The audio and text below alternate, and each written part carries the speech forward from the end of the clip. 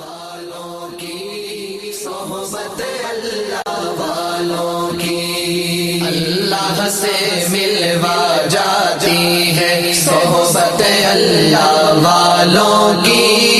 اپنا رنگ دکھا جاتی ہے صحبت اللہ والوں الحمد للہ نحمده ونستعینه ونستغفره ونؤمن به ونتوکل علیہ ونعوذ باللہ من شرور انفسنا ومن سیئات اعمالنا من يهده الله فلا مضل له ومن يضلله فلا هادی له ونشهد ان لا الہ الا اللہ وحدہ لا شریک له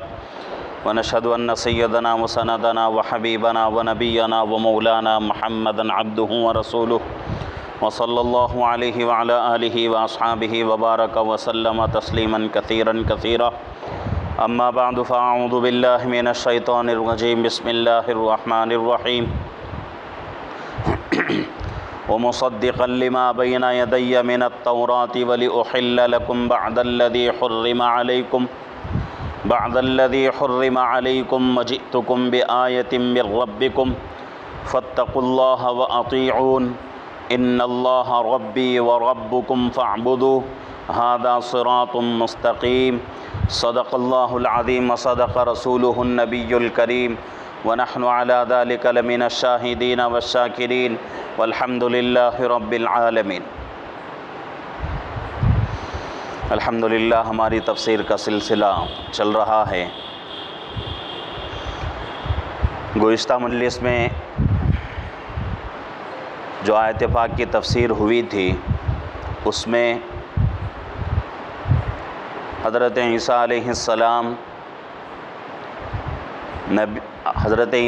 السلام کو نبی بنانا بنی اسرائیل کی طرف، اور اسی طریقے سے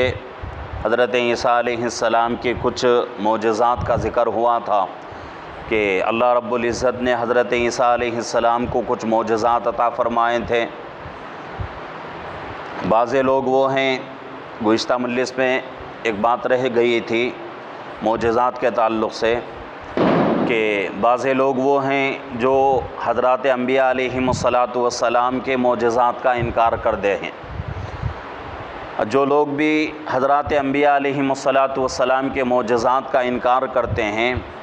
گویا کہ ان کا ایمان اللہ کے نبیوں کے اوپر مکمل نہیں، کیونکہ گزشتہ مجلس پہ میں نے کہا تھا کہ اللہ کے نبی کے اوپر ایمان کا مطلب کیا ہے؟ ان کے معجزات کے اوپر بھی ایمان لانا، ان کے اوپر جو کتاب نازل ہوئی ہے اس پر بھی ایمان لانا، اور ان کے اوپر جو احکامات نازل ہوئے ہیں، ان کے اوپر جو شریعت اتاری گئی ہے اس شریعت اور ان احکامات کے اوپر بھی ایمان لانا، اس کو نبی کے اوپر ایمان لانا کہا جاتا ہے۔ ایک طرف آدمی یہ کہے کہ بھئی نبی کے اوپر میں ایمان لاتا ہوں لیکن نبی کے معجزات کو نہیں مانتا، تو یہ اچھی بات نہیں ہے۔ مسلمان کے لیے ضروری ہے کہ مسلمان کوئی بھی اللہ کا نبی کیوں نہ ہو، صرف ہمارے نبی کی بات نہیں ہے بلکہ جتنے بھی نبی دنیا کے اندر آئے ہیں، کم و بیش 1,24,000 نبی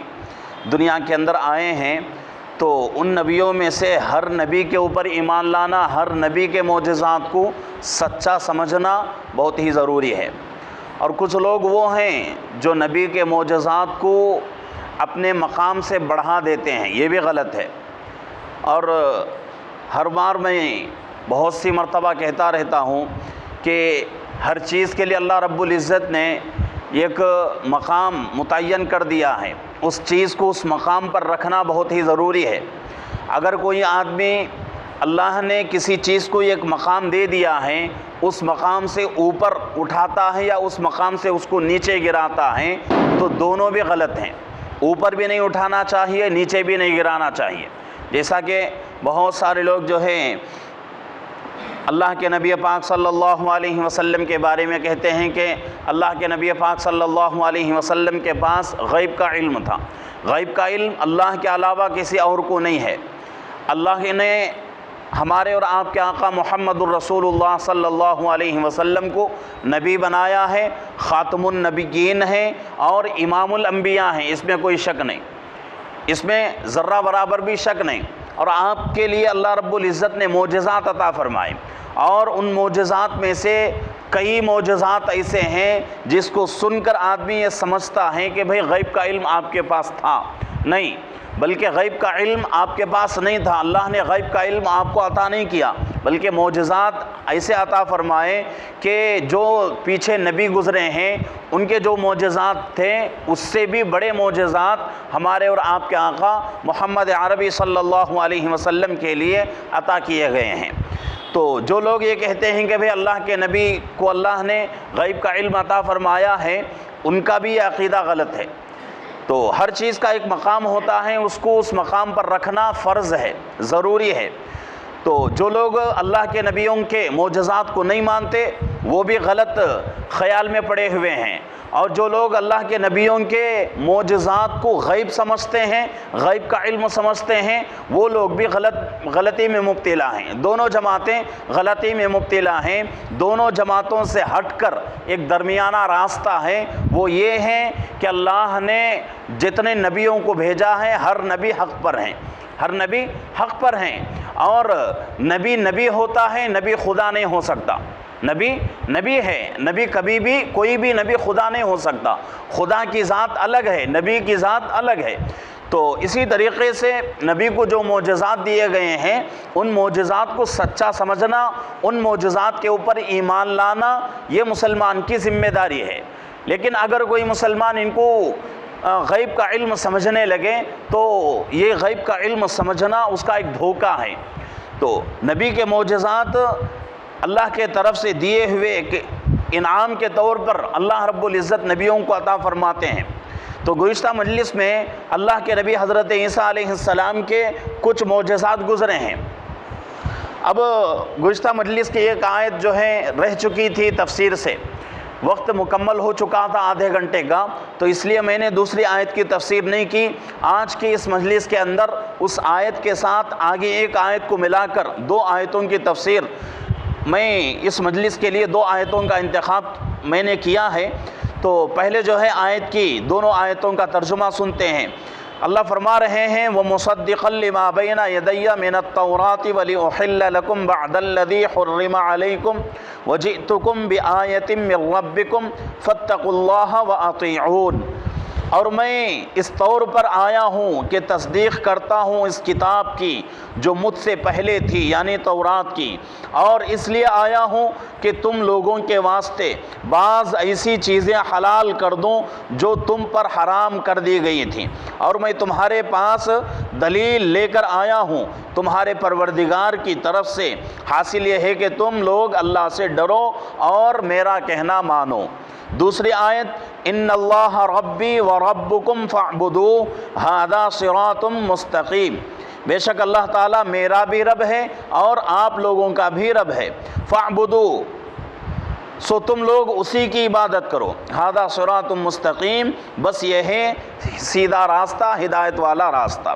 یہ دو آیتیں ہوئیں، دو آیتوں کا ترجمہ ہوا۔ اب اس کی تفسیر یہ ہے کہ حضرت عیسیٰ علیہ السلام کا واقعہ چل رہا ہے، اور یہاں حضرت عیسیٰ علیہ السلام کا تذکرہ ہو رہا ہے کہ حضرت عیسیٰ علیہ السلام اپنی قوم سے کہہ رہے ہیں، کیا کہہ رہے ہیں؟ وَمُصَدِّقًا لِمَا بَيْنَ يَدَيَّ مِنَ التَّوْرَاةِ، اور میں اس طور پر آیا ہوں کہ تصدیق کرتا ہوں اس کتاب کی جو مجھ سے پہلے تھی، یعنی اللہ نے مجھے نبی بنایا ہے۔ اوپر پیچھے کی جو تفسیر ہوئی ہے اس تفسیر کے ساتھ آج کی تفسیر سے تعلق ہے۔ پیچھے جو پہلی آیت گزری تھی وَرَسُولًا إِلَىٰ بَنِي إِسْرَائِيل، اور ان کو تمام بنی اسرائیل کی طرف نبی بنا کر بھیجا گیا ہے، تو اسی بات کو یہاں پھر جو ہے لوٹا رہے ہیں کہ میں اس طور سے، اس طریقے سے، اس طرح میں تمہارے پاس آیا ہوں نبی بن کر کہ تصدیق کرتا ہوں اس کتاب کی جو مجھ سے پہلے نازل ہوئی ہے۔ یعنی یہاں حضرت عیسیٰ علیہ السلام تورات کے بارے میں فرما رہے ہیں۔ تورات جو ہے وہ حضرت موسیٰ علیہ السلام کے اوپر اتری ہے۔ حضرت موسیٰ علیہ السلام بہت پہلے نبی، حضرت عیسیٰ علیہ السلام کے اور حضرت موسیٰ علیہ السلام کے درمیان بہت لمبے زمانے کا فرق ہے۔ تو اسی درمیان بہت سارے نبی آئے ہیں دنیا کے اندر، حضرت موسیٰ علیہ السلام سے لے کر حضرت عیسیٰ علیہ السلام تک بہت سارے نبی آئے ہیں۔ تو حضرت موسیٰ علیہ السلام کے اوپر جو کتاب اتری ہے اس کو تورات کہا جاتا ہے۔ تو اس تورات کے بارے میں حضرت عیسیٰ علیہ السلام کہتے ہیں کہ بھئی اللہ نے مجھے آپ کی طرف نبی بنا کر بھیجا ہے، اور ایسا مجھے بھیجا ہے نبی بنا کر کہ جو کتاب اس سے پہلے جو اتری ہے تورات، اس کتاب کی میں تصدیق کرتا ہوں۔ اب یہاں سوال پیدا ہوتا ہے کہ بھئی حضرت عیسیٰ علیہ السلام حضرت موسیٰ علیہ السلام کے زمانے میں نہیں تھے، اور حضرت عیسیٰ علیہ السلام کو تورات جب اتری تھی وہ واقعات حضرت عیسیٰ علیہ السلام نے اپنی آنکھوں سے نہیں دیکھا۔ اب پھر یہاں حضرت عیسیٰ علیہ السلام کیوں کہہ رہے ہیں کہ تورات کی میں تصدیق کرتا ہوں؟ تو ایسا ہی جواب اس سے پہلے بھی گزرا تھا۔ ایک سوال آیا تھا، اس کے جواب میں نے یہ بات کہی تھی کہ نبی جو کہتا ہے وہ بات دلیل ہوتی ہے، اور وہ بات بالکل پکی ہوتی ہے۔ کیوں؟ نبی جو بھی اپنی زبان سے کہتا ہے وہ اللہ کے طرف سے بات نکلتی ہے۔ نبی اپنے منمانی سے اور اپنی مرضی سے کوئی بات اپنی زبان سے نہیں نکالتا۔ نبی کا ہر کام، ہر فعل، ہر حکم اور ہر چھوٹا عمل، ہر بڑا عمل اللہ کا حکم ہوتا ہے۔ نبی اگر لوگوں سے بات کریں تو نبی جو ہے اپنے مرضی سے بات نہیں کر سکتا۔ نبی جو ہے، ہم لوگ ہیں، ہم اور آپ اتنے جو ہیں اللہ کے حکم کے ہم لوگ جو ہیں پابند نہیں ہیں۔ اللہ نے ہمیں اتنا پابند نہیں بنایا، اور اتنا اللہ رب العزت نے ہمیں جو ہے اللہ کے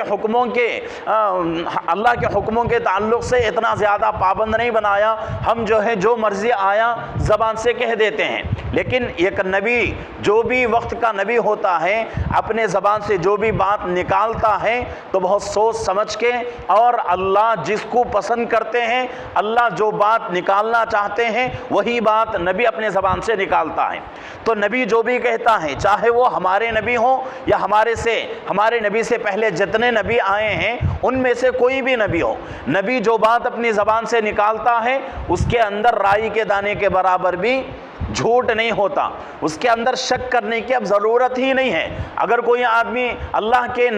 نبیوں میں سے کسی نبی کے کسی چھوٹی بات کے اوپر بھی شک کرتا ہے تو سمجھو اس کا ایمان ختم، اس کا ایمان ختم ہو چکا۔ 7 چیزیں ہیں جن کے اوپر ایمان لانا ضروری ہے۔ آمنت باللہ وملائکتہ وکتبہ ورسلہ والیوم الآخر والقدر خیرہ وشرہ من اللہ تعالی والبعث بعد الموت۔ 7 چیزوں کا یہاں تذکرہ کیا گیا ہے، اس میں نبیوں اور رسولوں کے اوپر بھی ایمان لانا ہے۔ تو ابھی میں نے کہا کہ رسولوں اور نبیوں کے اوپر ایمان لانے کا مطلب کیا ہے کہ بھئی ان کی کچھ باتوں کو چھوڑ دیں گے، کچھ باتوں کو لے لیں گے، ایسا کام نہیں چلتا۔ بلکہ نبی کے اوپر ایمان لانے کا مطلب یہ ہے کہ ان کے ہر بات کو سچا سمجھنا یہ بہت ہی ضروری ہے۔ اگر کوئی آدمی کسی نبی کے چھوٹی بات میں بھی شک کر لیتا ہے تو سمجھو اس کا ایمان ختم ہو گیا، اس کا ایمان ختم ہو گیا، اس کے اندر ایمان باقی نہیں رہتا۔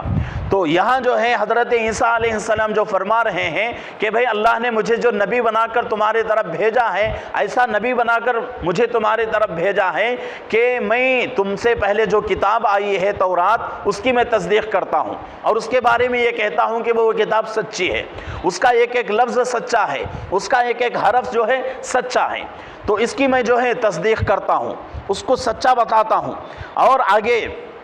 فرما رہے ہیں وَلِأُحِلَّ لَكُمْ بَعْدَ الَّذِي حُرِّمَ عَلَيْكُمْ وَجِئْتُكُمْ بِآيَةٍ مِّن رَبِّكُمْ، اور تم لوگوں کے واسطے بعض ایسی چیزوں کو حلال کرنے کے واسطے آیا ہوں جو چیزیں تمہارے اوپر حرام ہو چکی ہیں۔ اب یہاں جو ہے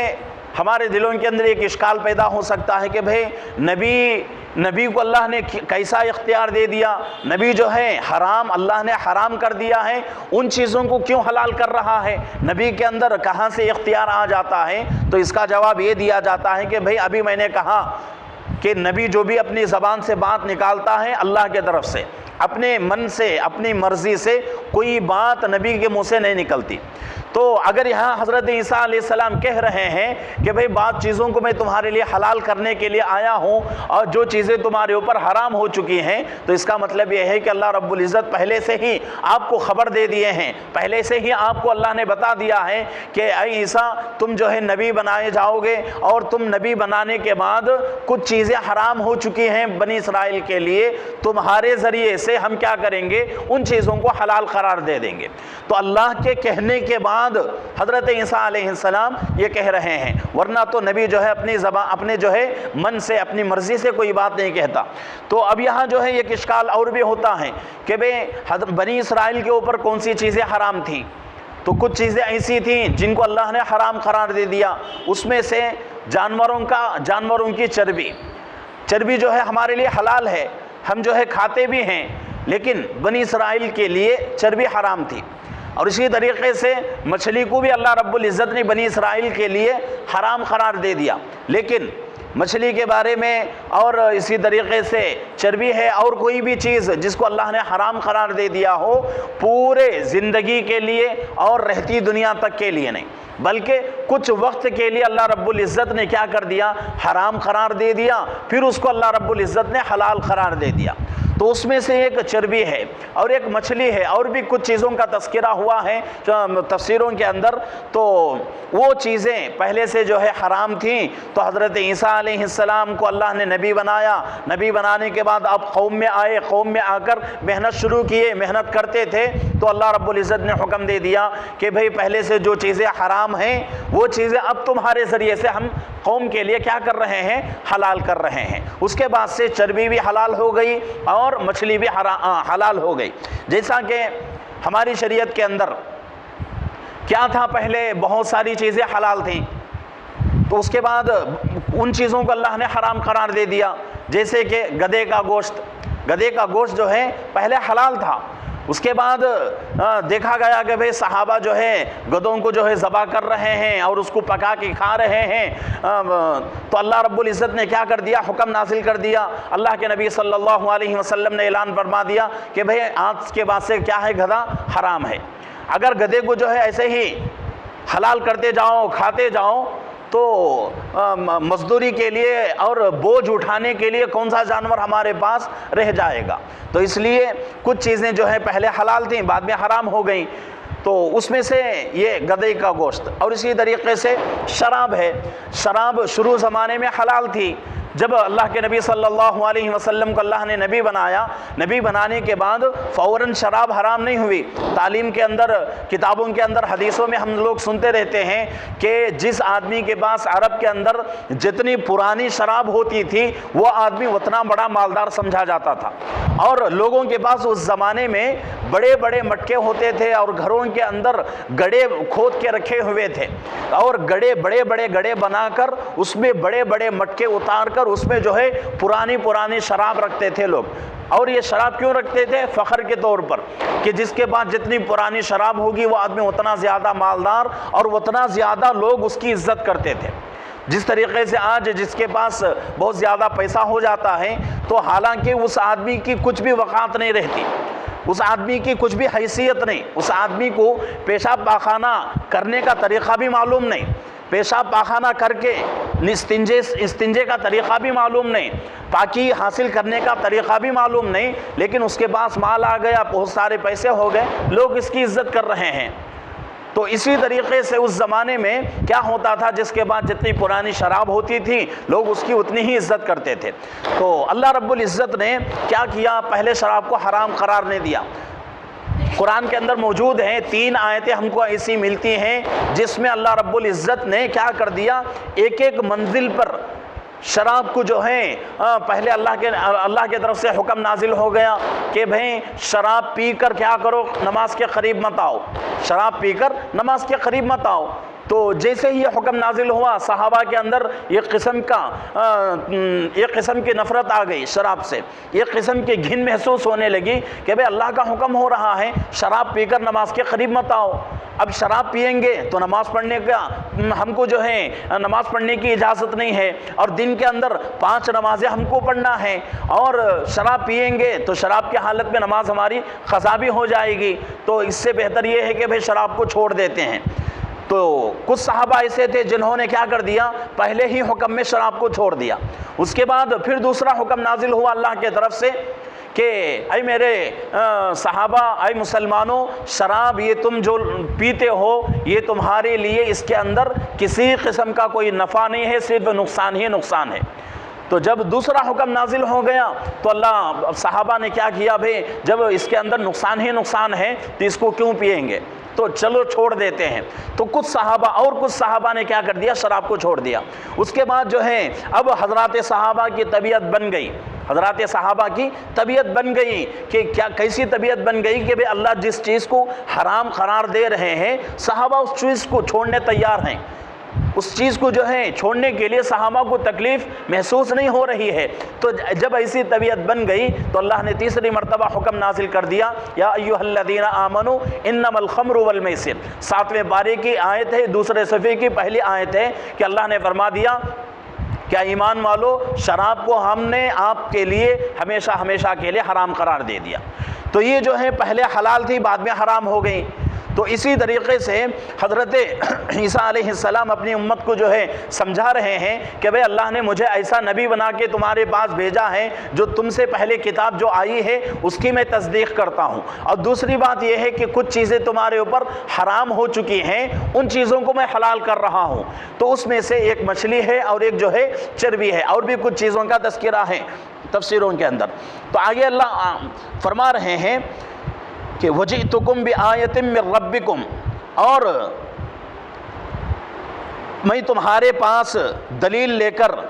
تمہارے رب کے طرف سے آ رہا ہوں۔ تمہارے پاس دلیل لے کر، دلیل کا مطلب کیا ہے؟ حضرات مفسرین فرماتے ہیں دلیل کہہ کر یہاں کیا مراد لے رہے ہیں؟ نبوت کو مراد لے رہے ہیں، نبوت مراد لے رہے ہیں کہ حضرت عیسیٰ علیہ السلام اللہ کے نبی ہیں، تو اس لیے حضرت عیسیٰ علیہ السلام کہتے ہیں کہ دلیل کہہ کر حضرت عیسیٰ علیہ السلام کا کہنا یہ ہے کہ بھئی اللہ نے مجھے نبی بنایا ہے، میں نبی بن کے تمہارے پاس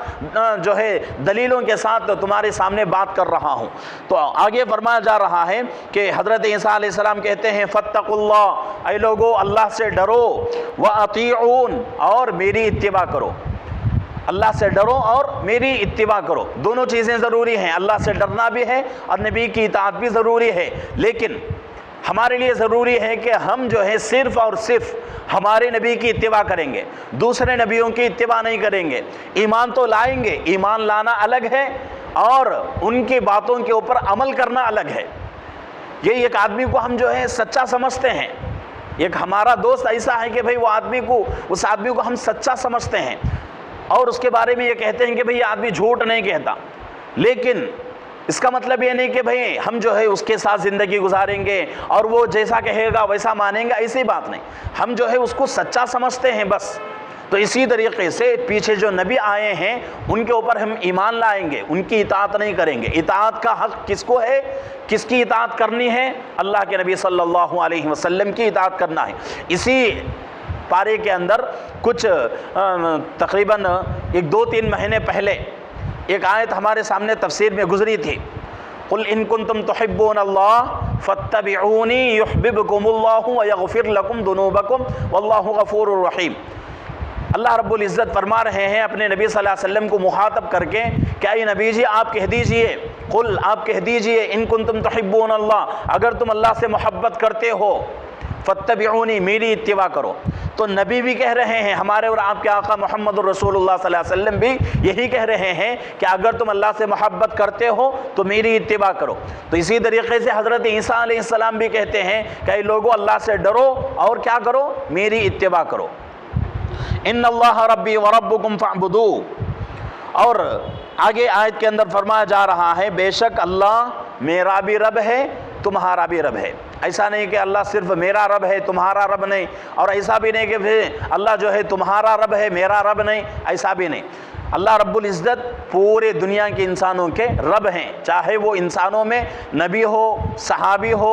کتنا بھی بڑا اللہ کا ولی ہو، کتنا بھی بڑا بزرگ ہو، تابعی ہو، تبع تابعی ہو، یا پھر جو ہے کوئی عالم ہو، کوئی مفتی ہو، کوئی مفسر ہو، کوئی محدث ہو، یا کوئی عام انسان ہو، مرد ہو، عورت ہو، جوان ہو، بوڑھا ہو، مردہ ہو چکا ہو یا زندہ ہو، ہر آدمی کا رب کون ہے؟ ایک اکیلا اللہ ہے، اس کے علاوہ کوئی کسی کا رب نہیں ہے، کوئی کسی کا عبادت کا لائق نہیں ہے۔ تو یہاں حضرت عیسیٰ علیہ السلام کہتے ہیں بے شک اللہ میرا بھی رب ہے اور آپ کا بھی رب ہے، اور جب اللہ میرا بھی رب ہے آپ کا بھی رب ہے تو کیا کرنا ہے ہمارے لیے کہ ہم جو ہے اسی کی عبادت کرنا ہے، اس کے علاوہ کسی اور کی عبادت ہمارے لیے جائز نہیں۔ کسی اور کی عبادت ہماری شریعت کے اندر اور اس سے پہلے جو شریعتیں گزری ہیں کسی بھی شریعت کے اندر اللہ رب العزت نے اس بات کی اجازت نہیں دی ہے کہ مجھے چھوڑ کر کسی اور کی عبادت کرو۔ عبادت کے لائق کون؟ ایک اکیلے اللہ، اللہ کے علاوہ کسی کی عبادت نہیں ہوگی۔ اگر کوئی آدمی اللہ کے علاوہ کسی کی عبادت کر رہا ہے تو وہ آدمی مسلمان نہیں، وہ آدمی کون ہو جائے گا؟ مشرک ہو جائے گا، شرک کرنے والا ہو جائے گا۔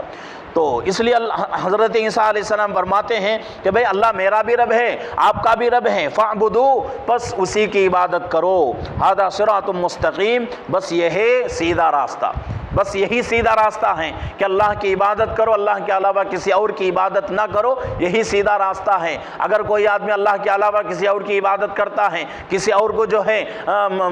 حاجت روا، مشکل کشا، یا پھر جو ہے اپنے جو ہے مصیبتوں میں کام دینے والا، مدد دینے والا اگر کسی ذات کو سمجھتا ہے تو وہ آدمی اپنے ایمان کو مکمل نہیں کر سکتا، وہ آدمی اپنے ایمان کی تکمیل کو پہنچ نہیں سکتا۔ تو ایمان کی تکمیل کیا ہے کہ اللہ کے علاوہ کسی اور کی عبادت نہ کی جائے، اللہ کے علاوہ کسی اور کو معبود نہ سمجھا جائے، اللہ کے علاوہ کسی اور ذات کو مدد کرنے والا اور ہمارے کام میں اور ہمارے دکھ درد میں ساتھ دینے والا، بیماری میں اور صحت کے حالت میں ہماری مدد کرنے والا کسی اور کو نہ سمجھے، یہ جو ہے ایمان کی علامت ہے۔ اگر کوئی آدمی اللہ کے علاوہ کسی اور کی عبادت کرتا ہے یا کسی اور کو جو ہے اللہ کے علاوہ اپنا جو ہے حاجت روا، مشکل کشا، مدد کرنے والا، تکلیفوں میں، بیماری میں شفا دینے والا اگر اس طرح سمجھتا ہے تو پھر جو ہے وہ آدمی بہت بڑے دھوکے میں ہے۔ اب یہاں جو ہے ایک اشکال یہاں بھی ہوتا ہے، وہ کیا ہے کہ بھئی بہت سارے ہمارے مسلمان ہیں جن کو کوئی بیماری آ جاتی ہے، کوئی پریشانی آ جاتی ہے، وہ لوگ جاتے ہیں کہیں جا کر جو ہے منتیں مان لیتے ہیں، کسی اور کے بعد جا کر اپنا ماتھا جو ہے رگڑتے ہیں، ٹیکتے ہیں، تو اس کے بعد ان کی بیماری بھی اچھی ہو جاتی ہے، ان کی پریشانیاں بھی ختم ہو جاتی ہیں۔ یہ کیا معاملہ ہے؟ تو اس کے بارے میں یہی کہا جائے گا کہ بھئی اللہ کی مصلحت ہے، اللہ رب العزت جو ہے اس آدمی کا امتحان لے رہے ہیں کہ میرا یہ بندہ ہے جس کو میں نے ہر نعمت عطا فرمائی ہے کہ میرا در چھوڑ کر کسی اور کے در پہ جا رہا ہے، میرے دربار کو چھوڑ کر کسی اور کے دربار میں جا رہا ہے، میری درگاہ کو چھوڑ کر کسی اور کے درگاہ میں جا رہا ہے، تو چلو اس کو جو ہے موقع دیتے ہیں اور اس کی بیماری کو شفا دیتے ہیں اور اس کی مصیبتوں کو ختم کرتے ہیں، دیکھتے ہیں کہ یہ آدمی کیسا میرے ساتھ سلوک کرتا ہے۔ جب کسی اور کے بعد جا کر ماتھا ٹیکتا ہے، اس کی بیماری اچھی ہو جاتی ہے، تو وہ آدمی اب جو ہے کیا کرتا ہے؟ اللہ کی ذات سے شکوے شکایت کرنے لگتا ہے، اللہ کی ذات کے اوپر انگلیاں اٹھانے لگتا ہے۔ تو اس لیے ان تمام برائیوں سے بچنے کی ضرورت ہے۔ دنیا ہے، دنیا کے اندر ایسا نہیں کہ بھئی کسی آدمی کو مصیبتیں نہیں آتی، تکلیفیں نہیں آتی، بیماریاں نہیں آتی، اللہ کے نبیوں سے بڑھ کر کسی اور کو ستایا گیا، دنیا کے اندر کسی اور کو جو ہے تکلیفیں پہنچائی گئیں۔ اللہ کے نبی جو اللہ کو بہت ہی محبوب اللہ کے نبی ہیں، اللہ کے نبیوں سے بڑھ کر کوئی آدمی اللہ کو اتنا پسند نہیں ہے دنیا کا، لیکن پھر بھی سب سے زیادہ تکلیفیں نبیوں کی زندگی میں ہیں۔ کسی بھی نبی کی زندگی کو آپ اٹھا کے دیکھ لیں، کسی بھی نبی کی جو ہے سیرت کو اٹھا کے دیکھ لیں، ہر نبی کی زندگی مشکلوں سے بھری ہوئی، ہر نبی کی زندگی مصیبتوں سے بھری ہوئی ہے۔ تو مصیبتیں آنا، مشکلیں آنا، یہ جو ہے دنیا کا ایک مزاج ہے اور اللہ کی ایک سنت ہے۔ دنیا کے اندر اللہ رب العزت جو ہے کبھی مصیبتیں لاتے ہیں، کبھی راحتیں دیتے ہیں، کبھی بیماریاں دیتے ہیں، کبھی شفا دیتے ہیں۔ تو یہ اونچ نیچ زندگی کا ایک بہت بڑا حصہ ہے۔ اس کو دیکھ کر جو ہے آدمی کو دل چھوٹا نہیں کرنا چاہیے اور اللہ سے جو ہے شکوے شکایت نہیں کرنی چاہیے کہ اللہ رب العزت جو ہے امتحان لینا چاہتے ہیں اپنے بندوں کا کہ بیماری میں میرا بندہ کیسا رہتا ہے اور صحت کے حالت میں میرا بندہ میرے ساتھ کیسے سلوک کرتا ہے۔ تو اس لیے ضروری ہے، اور عام طور سے لوگوں کو اللہ اس وقت یاد آتا ہے، اللہ کے گھر اس وقت یاد آتے ہیں جب مصیبتوں میں انسان پھنس جاتا ہے، کہ بھئی اللہ کے گھروں کو یاد کرنا صرف مصیبتوں میں نہیں، ہر وقت اللہ کے گھروں کو یاد رکھنا ضروری ہے۔ اللہ کو یاد رکھنا صرف مصیبتوں میں، پریشانیاں آ گئیں اللہ کو یاد کر لیے، پریشانیاں ختم ہو گئیں تو مسجد کی طرف نگاہ اٹھا کے آدمی نہیں دیکھ رہا ہے، یہ بہت بڑی ناانصافی ہے، بہت بڑا ظلم ہے۔ تو انسان جو ہے اپنی زندگی کیسی بھی ہو، ہر حالت میں اللہ کو اپنا معبود سمجھنا ہے، اپنا رب سمجھنا ہے اور اللہ سے اپنا تعلق مضبوط کرنا ہے اور اللہ کے گھروں سے اپنا تعلق مضبوط کرنا ہے، جب جا کے وہ آدمی دنیا کی زندگی کیسے بھی گزر جائے گی لیکن آخرت کی زندگی اس کی کیا ہو جائے گی؟ سبر جائے گی۔ تو اس لیے ضروری ہے کہ ان چیزوں کو سن کر، ان واقعات کو سن کر اپنے اعمال کو بھی درست کرنے کی کوشش کریں۔ اگر ایسی غلطیاں ہماری زندگی میں ہیں، ایسی کمیاں اگر ہماری زندگی میں ہیں تو ان کمیوں کو، ان غلطیوں کو اپنی زندگی سے پاک کرنے کی کوشش کریں۔ اللہ سب کو عمل کی توفیق عطا فرمائے۔